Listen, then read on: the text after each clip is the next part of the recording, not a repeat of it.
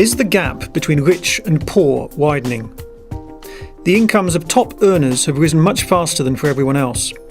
This trend has been particularly marked in Australia, Denmark, Finland, the UK, Mexico, and the United States.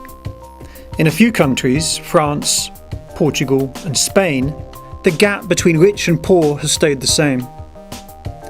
The richest people in OECD countries have an income about 9 times more than the poorest. This ratio is 6-to-1 in Norway and Denmark, 10-to-1 in Italy, Japan, Korea, and the UK, 14-to-1 in Turkey, Israel, and the US, and reaches 27-to-1 in Mexico and Chile.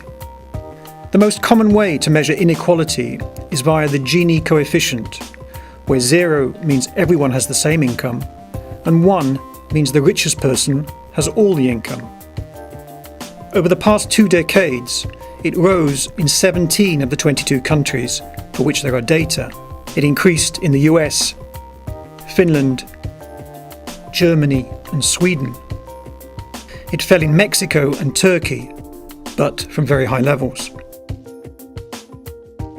The 1990s and 2000s saw a surge in the share of people reporting extremely high incomes. This was particularly the case in the US, Canada, Ireland, and Finland. Top income tax rates fell from around 60 to 70% 20 years ago to around 40% today. More people work part-time these days. Earnings inequality in Finland, the Netherlands, and Germany is low among full-time workers, but jumps dramatically when you include part-time employees and the self-employed. In other countries like Israel, Canada, and the US, the difference is less marked. On the other hand, the fact that more women are working has softened the rise in earnings inequality. The OECD says rising inequality is not inevitable. Governments can do something about it.